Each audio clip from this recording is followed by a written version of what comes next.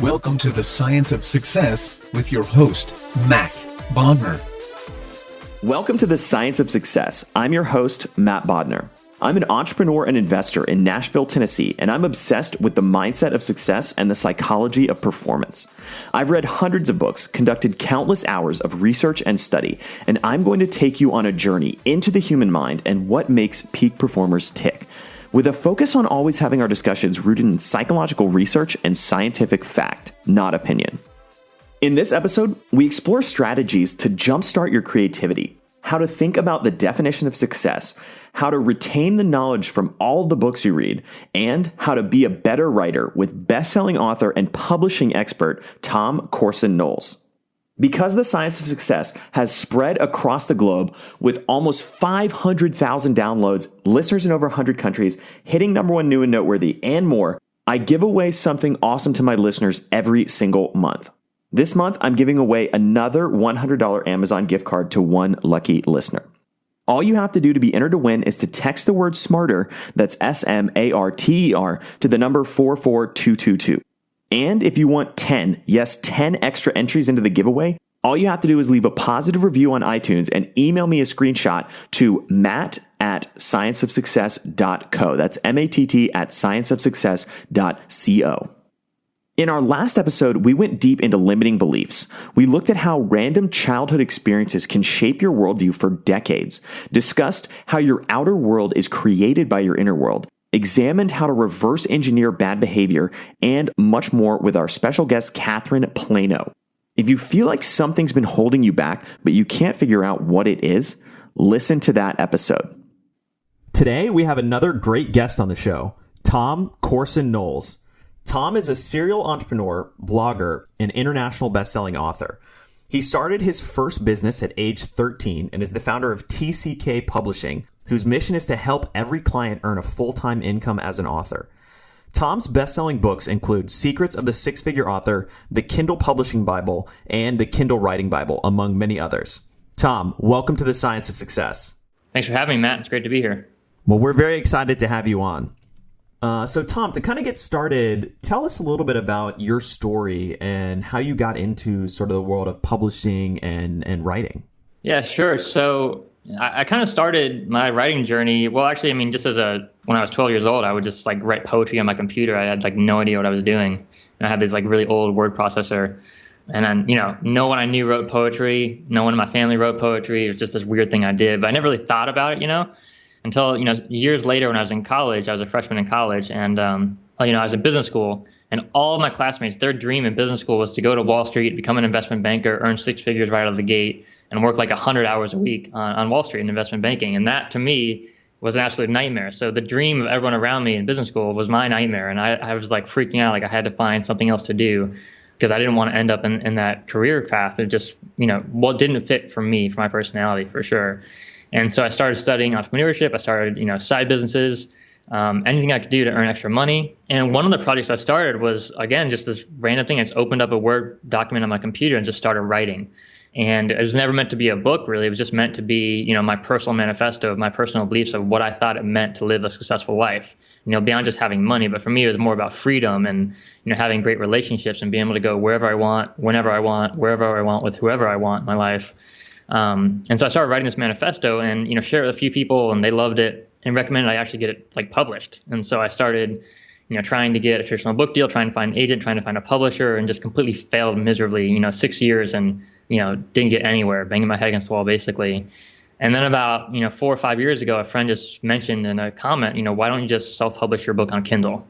And I had a Kindle since the day it came out, so I knew about, how amazing ebooks were. I loved ebooks. I loved my Kindle reader, but I had no idea you could self-publish, because, when I first started writing my first book, man, I looked into self-publishing, and it was the business model was you needed at least $25,000 investment to buy 5,000 books, to have them all shipped to your garage so you could store them there.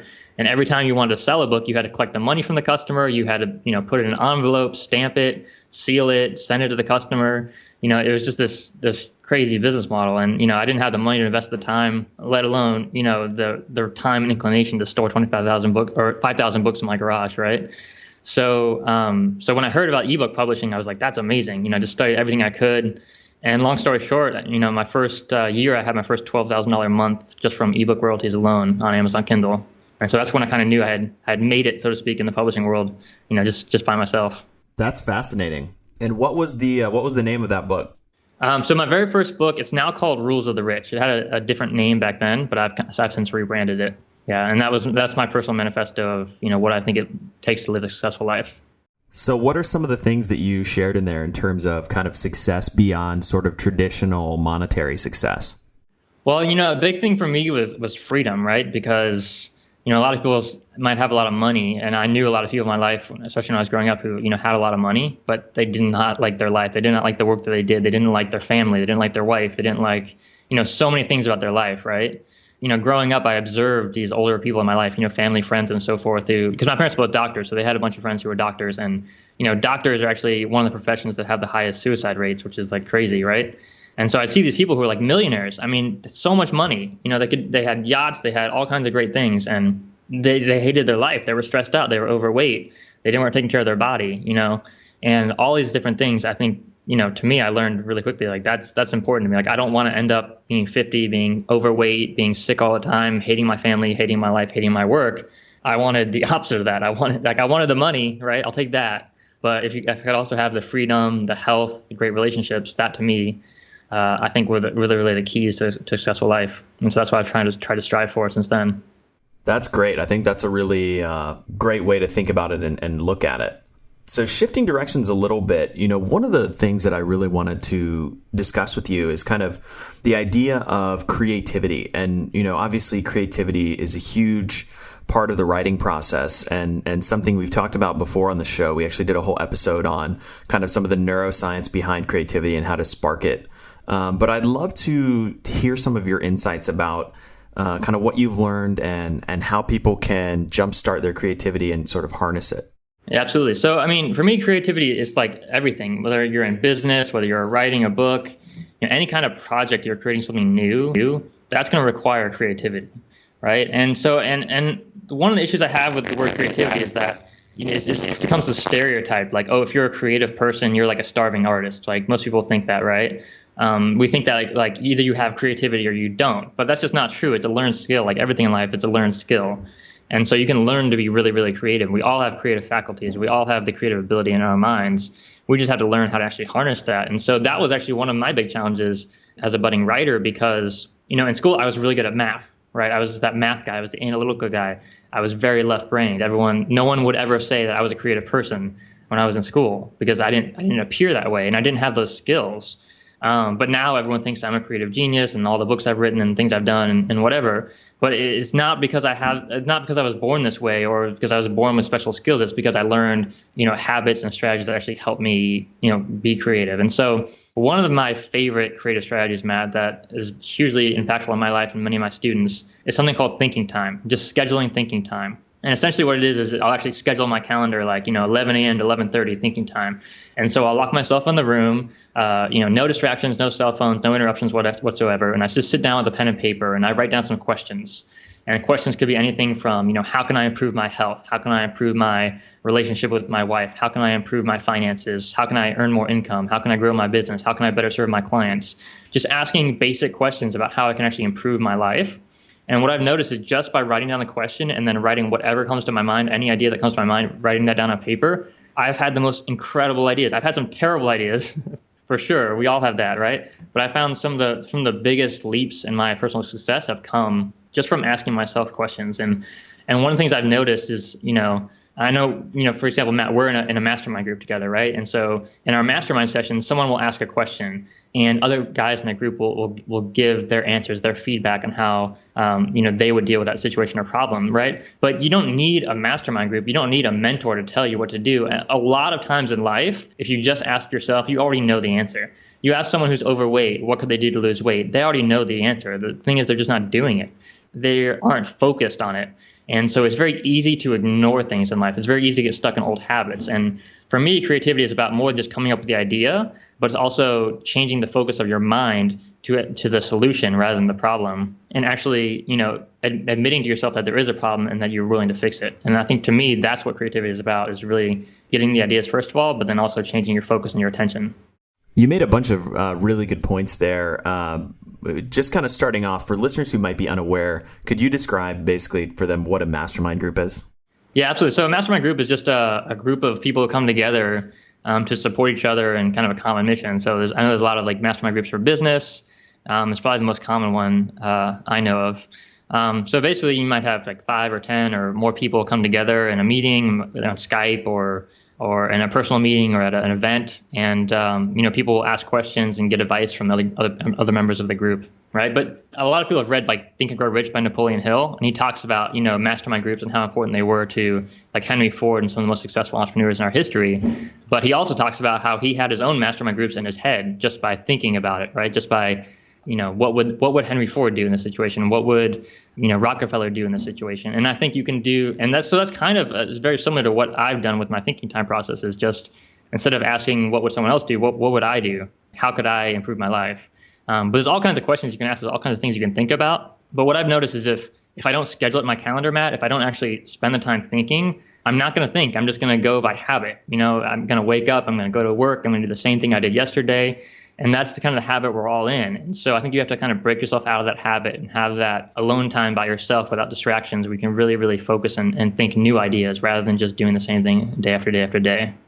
And I think one of the other really important points that you made is the idea that creativity is not just sort of for the starving artist, and that, I think a lot of people hear the word creativity and sort of step back or think, oh, I'm not a quote unquote creative, and I'm not an artist. But then when in reality, creativity is a skill that can be applied to literally any field that you're interacting with, whether it's business, physics, whatever it might be. Absolutely. Yeah, I mean, business is a great example. Like every entrepreneur is an artist. They are a creative person. They've come up with new solutions and new products and new services that no one thought of before, or maybe they have the same product and the same service, but they're doing things in ways that no one has thought of before. And so that's all creativity. And for me, if you look at life, like a simple way to look at life is like it's just a series of problems, problem after problem after problem. And so the key is just focus on the solution. How do you find the solution? You want to increase your income? Okay, what's the solution? You want to find a happy marriage? Well, what is the solution, right? And so creativity is really the process of coming up with those ideas and testing them and seeing if these potential solutions will actually work to improve your life. And the concept of sort of what's the solution, you touched on something a few minutes ago, which is with the example of losing weight, which is basically a vast majority of the time, maybe not in every case, but often deep down, what you need to do. And sometimes you just have to kind of develop or cultivate the self-awareness to say, it's not rocket science. I don't need some sort of epiphany. I really just need to start executing on the basic fundamentals of what I want to achieve. Absolutely. Yeah. And I've noticed that too, time and time again. It's people want, a lot of times we want like a fancy solution. We want something complex. We want like a diet plan to follow, but you don't need a diet plan to follow. And it's not that they don't work. It's just that, why not just add an apple a day to your diet right now? Like, why not just do the most simple, easy, obvious thing right in front of you? A lot of people, we step over the obvious stuff to find something fancy and new and different, when really just doing the obvious thing could make a huge, huge difference over time. We all make changes slowly. Like, I've never seen someone go from, broke to billionaire overnight. It doesn't happen, right? I've never seen someone go from 200 pounds to 140 in their fit ideal weight, in 2 days. It just doesn't happen.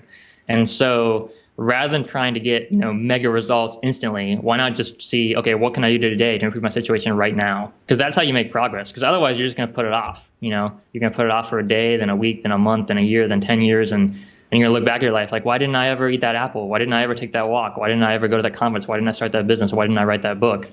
Well, it's because you made it into such a big thing that you could never really do instead of focusing on the next step. If all you do is focus on the next step, you'll constantly be making progress. That is super important. I try to distill any project that I'm working on. I always try to distill it down to the sort of what is the next action item, the next thing I can do to kind of make some sort of progress on that. Exactly. Yeah, that's where your focus has to be, because otherwise it's so easy to get overwhelmed. Like, our minds are our biggest enemy sometimes, And so if you think, like, for example, books are a great example. When I first had the idea to write a book, like, it was, it seemed like this monumental task that would take years and years and years to accomplish. And the truth is, it's not really that complicated. It's not really that difficult if you know what to do. And if you just focus on the next step, I mean, literally, sit your butt down in a chair, open up Microsoft Word and start writing, right? Anyone can do that right now. Anyone can start writing a book this very instant. They don't need, a guru to tell them what to do or how to do it. You can just start right now. And so for me, that likewise, I'm always focused on, okay, what is the next step? What is the next step? And so I don't get overwhelmed, so I don't get stuck, so I don't procrastinate. And I think that's just crucial to really anything in life for me personally, is just focusing on what is the next step. So going back to the idea of thinking time, one of the things that I'm a huge fan of, it's a very similar process, is just basically kind of a daily ritual developed by a guy named Josh Waitzkin. Are you familiar with Josh at all? Yeah, absolutely. It's a fantastic book on learning. I think it's called The Art of Learning or something. Yes, yeah, The Art of Learning, exactly. Yeah, great book. And so he recommends kind of a very similar process, which is essentially kind of the idea of structuring your morning around having a sort of an uninterrupted period of time before you check email, before the day sort of, disrupts you, to just brainstorm on a particular problem or challenge that you're having, and kind of harnessing the subconscious mind and the powers of the subconscious mind to tackle that issue. And there's a whole framework that he goes through to kind of basically feed ideas into the subconscious and sort of pull them out, which we actually did a whole episode on, and I'll link that in the show notes for people who want to check that out. But that, I think that you've definitely hit sort of the nail on the head, and that's a huge piece of developing creativity, is kind of scheduling that time and having it be sort of uninterrupted time that you can really think and sort of force your mind to be creative. Mm-hmm. Absolutely. I mean, I think another big key to creativity that a lot of people miss out on, especially like writers and introverts, is connecting with other people. Like mastermind groups are a great way to do it, but you don't need to be part of some formal group to do it. Like you can just go and find someone in your field, find someone in your industry, find customers, find your audience members, find your fans, and talk to them about your passion, talk to them about what you're working on, talk to them about your problems and your products and services, and talk to them about what you're doing, and just listen and get feedback. And you'll be amazed at, how that will spark your own creativity by connecting with other people. And, we have this kind of idea that this, super creative scientists like Albert Einstein just, sitting in their office, just daydreaming, coming up with, brilliant, game-changing, world-changing ideas. And that's not really how it works. I mean, all successful people that I know who you would think of as really creative and geniuses, they always connect with other people. They always talk to other people. They're always learning, whether they're learning from, a janitor or, someone who you think might not have any good ideas, or whether they're talking to, Nobel Prize winners, right? They're always open to new ideas and to sharing and to communicating. And I think that's a big part of creativity, is connecting with other human beings and sharing ideas rather than just thinking you can do it all on your own. Very insightful. So kind of dovetailing with that, I'm curious in terms of sort of specifically within the context of writing. I know one of the biggest challenges is writer's block, right? Or creative block, or whatever you want to call it. What are some of the ways that you overcome that? Yeah, so it's super easy. So first of all, you can do that same writing time exercise, but instead of thinking about income or whatever, just think about, okay, what are the ideas I want to share in my writing today? Like, what are the main ideas that I really want to share? If you're writing nonfiction or like a how-to guide or something like that, you want to help your audience, solve a problem, just ask like, okay, what is the problem I'm solving, and how can I help my reader solve that problem? And just really hone in on what are the major ideas you want to share, and just write that down and jot that down in your little list. And so essentially what that does is it kind of warms up your mind. It gets your mind focused on what are the big ideas you want to share.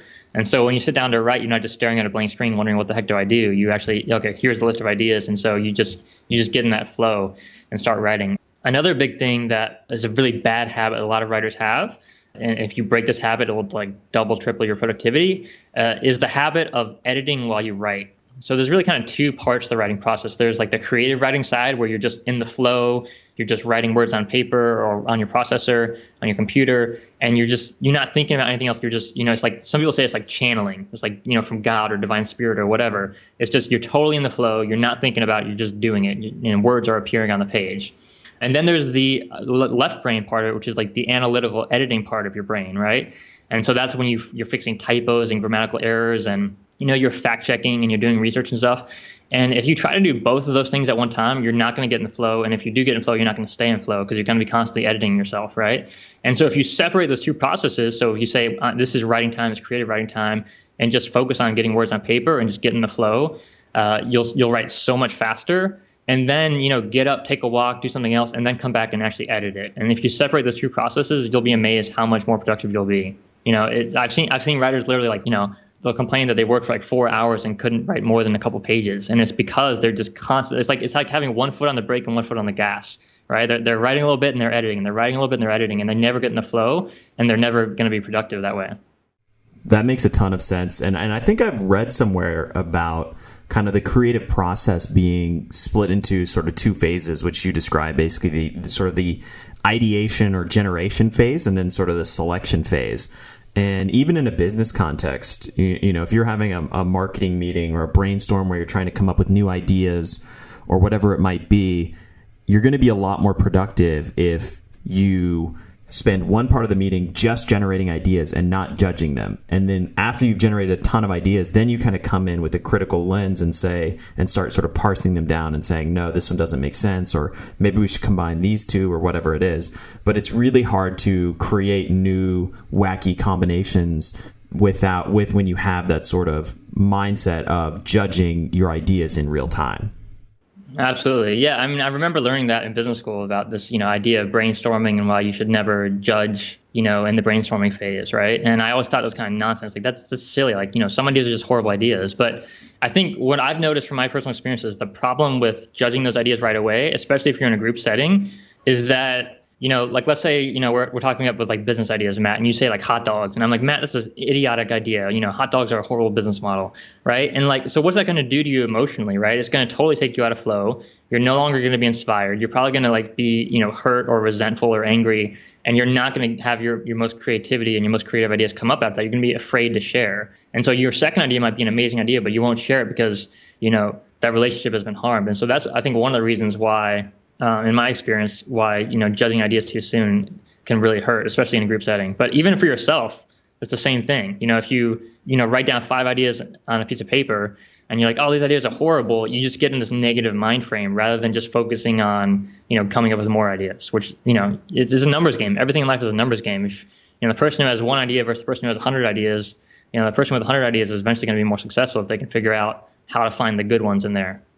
That reminds me of, in kind of a similar context, whenever I'm trying to create something, whether it's a PowerPoint presentation or an email or whatever it is, I always try to treat the first version as just a rough draft, and I say, if you set out, and at least this is my personal experience, if you set out and say, I need to craft this perfect, everything has to be exactly right presentation or whatever it is, it's really daunting. But if I set out and say, I'm just going to create sort of the very rough draft, kind of basic 1.0 version, what I'll do is just get flowing and starting and create it and actually, do a pretty good job. And then I'll look back and be like, you know what, like, that's pretty good. Like, I probably could just use this and maybe make a few tweaks and it's going to end up being fine. Absolutely. Yeah. I mean, that's how it works when you're writing a book, like you just want to get the first draft done as quickly as possible, because that's when like the real work starts of doing your fact checking and, proofreading and editing and rewriting. Right. And so a lot of people, they just never even get the first draft done because, they've got bad habits or they're constantly self-editing. They're never really getting into flow, whatever it is. Get the first draft done and it's all easier from there. But if you're constantly fighting yourself with 1 foot on the brake, 1 foot on the gas, it's going to be a struggle the whole way. You're never even get the first draft done. So that kind of segues into the idea of writing as a skill set. And, I think we both probably would agree that writing is a critically important skill, and not just for authors, but for anybody in life. If you want to communicate with people effectively, if you want your ideas to be structured and really clear and understandable, it's important to master the skill of writing.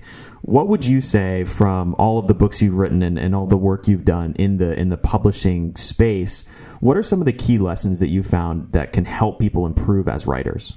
Yeah, it's a good question. So there's one book called 2K to 10K by Rachel Aaron, and she talks a lot in that book about plotting. It's actually a book on writing fiction, but I found it to be one of the best books I've read on writing ever. And I write nonfiction. I don't write fiction, but a lot of my clients do. But even just from my writing, nonfiction helps so much. And her basic premise is kind of what we covered before, is just planning ahead of time, doing all your plotting, planning out your scenes, planning out how everything's going to go in your mind. So you have a crystal clear picture of, where the book is heading and where everything's going. So that when you actually sit down to write, you already know what's going to happen. it just comes down to, filling in the sentences basically and filling out, the explanations and the details and the hyperlinks that people need to see and the research people need to see and all that, right? So that has been hugely valuable for me and for a lot of my clients. I mean, when they read that book, like it's like a game changer for them because they realize, rather than spending 2 years of their life writing a 300-page book and then finding out, the plotting was wrong and the structure is wrong, the organization is wrong, they can spend a day or 2 or 3 just planning out the entire book. And so not only does the writing process so much faster, but they don't waste time creating something that at the end they find out is just garbage because they didn't plan it out properly. So 2K to 10K, is that the idea of sort of zooming out to 10,000 feet? No, it's actually, so I think it was her word count. So her word count went from 2,000 words a day to 10,000 words a day, which is like massive for a writer. And so it's kind of her process of how she achieved that. It's her whole kind of system for it. And it's actually kind of, the same system I use today, very essentially with a few tweaks, and it's very valuable. That's great advice. And I think something that, a lot of people don't really think about planning out what they're going to write before they actually do it. Yeah, well, it's the same thing with anything, right, Matt? It's like if you're going to do a business, don't you want to plan it out? I mean, you don't have to have like an official business plan to pitch to venture capitalists if that's not what you're doing, but you should at least have some idea what you're doing, right? You should at least kind of know where you're going. Like, for example, I see people who want to start a business and they want to, let's say they want to sell a supplement or something, right? And like they'll just call up like one supplement manufacturer and get one quote, right? And then they're like, okay, we'll go with them. And they don't do any research and they don't do any preparation. They don't plan it out. To me, that's just kind of a lazy way to go through life. And I used to be that way. I used to be so lazy, like I made so many mistakes in business from not doing my research and not doing my homework and not planning things out. But if you just spend the extra time to do that, you'll be amazed how far you can go and how many mistakes you can avoid. Because that's really, I think, what holds most people back is not that they can't figure out how to be successful, is that they make these mistakes that just cost them so much because they weren't planning. They weren't planning ahead. They didn't ask other people for advice, and they just jumped into something which was, ridiculous. Like you see so many entrepreneurs today who, especially where I live, someone will open a restaurant and 3 months later they're out of business. Why? Because they didn't do any research, right? Like they didn't do any research at all into, the audience, who their customers were, marketing, finances, how much money they needed to raise. Like they didn't do any research. They just thought, hey, it'd be a great idea to open a restaurant, and so they did it. And that's just not the way to be successful long term. Yeah, I think a focus on, specifically within a business context, a focus on risk mitigation and really trying to, for sort of the least amount of time, least amount of money, least amount of energy possible, figure out if it makes sense and if it's possible to do something or if it works is something that a lot of people don't really consider before they kind of launch into a venture. And often those are the ventures that don't pan out. Definitely. It's the same thing in pretty much any area of life, though, right? Like in a relationship, like if you go on a date with someone, you're like, let's get married right now. You haven't really done your research with that person. You don't really know if it's going to work, right? And so it's like anything in life. You want to invest the time to learn as much as you can so you're educated so you can make good decisions rather than just thinking that, it's kind of arrogance to think that you know all the answers when you haven't done the research, basically. So changing directions a little bit, for listeners who are listening to this and maybe they're looking to, they've thought about publishing a book, or they're looking to build credibility or establish an audience or whatever it might be, obviously one of your expertise is in kind of the world of self-publishing. What advice would you have for those listeners, and what would you say about pursuing that strategy? Self-publishing today is amazing. It's the most profitable way to publish a book. And that's just true. There's basically no way you can argue with that if you look at the numbers. And the reason is because, when you traditionally publish a book, you're going to get 10, 15% royalties, and you self-publish, you can get 70% royalties or so. So, for example, if you're self-publish an ebook at $2.99, you earn about $2 in royalties when you self-publish it every time you sell that ebook. But as a traditionally published author, if you sell a $25 hardcover book, you're going to earn, a little less than $2 in royalties. So you'll earn more selling a $3 ebook self-published than selling a $25 hardcover book traditionally published. And so the question is, do you think it's going to be easier to sell more $3 ebooks or more $25 hardcover books in an industry where print sales are declining, right? And so if you do the market research and really understand it, self-publishing just makes so much sense financially. But I think it's like any business you want to get involved in, Matt. You should do your research, you should do your homework, you should figure out how big is the market, where are the opportunities right now. And so the biggest opportunities right now are really with ebooks for most markets. Digital audiobooks are booming right now. Print books are great for a lot of markets, but for most self-published authors, you're going to earn probably 3, 4, or 5 times as much from your ebook than from your print book. Again, it just totally depends on the market and the author as well. So like if you're doing a lot of public speaking, you might sell a lot of books in the back of the room. You might make a lot more money from print books. But generally speaking, that's kind of how it's going to turn out. So I would say, do your research and really get educated before jumping in. A big mistake I see a lot of new people making self-publishing is they'll just, they won't get several quotes for work. So if they want to hire an editor, they'll like hire their neighbor's best friend and pay $5,000 or $10,000 or $20,000 for an editor when they could have gotten much better work done for a much lower price. Same thing with book covers and marketing services and so forth. It's just I have like a rule in business. I call it my rule of 3. Like if anytime I'm going to invest a significant amount of money in a project and I'm going to hire someone to do a job, I want at least a minimum of 3 quotes. Like bare minimum, I need to have 3 quotes. And again, it just stops you from making an emotional decision that you're later going to regret because you just didn't do your research. That's a great rule. I think I might borrow that from you. Absolutely, please do. So in terms of sort of some of the topics we've talked about today, writing, creativity, improving your writing skills, etc., are there any specific resources, whether they're books, websites, whatever, that you would recommend listeners check out if they wanted to kind of dig down and understand some of these topics more deeply? Yeah, so there's a lot. I mean, I would say, you can find books on pretty much anything today. And I think, I'm an avid reader. I love reading. So I've read like an average 5 books a week for the past like 10 years. So I've read thousands of books, and mostly like personal development stuff and nonfiction. And one of the things I've learned, Matt, is like, it sounds impressive that I've read so many books, but a lot of those books were not totally a waste, but somewhat of a waste. Because like, for example, like I've read books on real estate investing, but it was at a time in my life where I didn't even have the capital to actually invest in real estate. So it was like, I've forgotten 90% of what I learned since then, right? And so I would recommend for most people, like you really want to study something, study what you need to know right now. Like what do you need right now? And then go find the book on that you need to learn right now. So if you're going to write a book, go study books on writing, right? If you're going to publish books, study books on publishing. If you're going to market something, study books on marketing. If you're having trouble in your marriage or relationships, study books on relationships. And so there's so many amazing books out, and I can send you some of my top books and you can post them in the show notes. But I don't want to make like blanket recommendations for everyone, because I think it's even better if you really, again, just do that couple of seconds of thinking of what problems are you having right now, what challenges are you having right now, and then find the books that will help you with those problems you're having right now. It's all about planning before you execute, right? Absolutely. Because it's a lot of investment to read a book, and it's not that it's not useful, but if you can read a book right now that you can actually implement right now in your life, it's going to make much, much more of a difference than reading something that you won't use for a couple more years.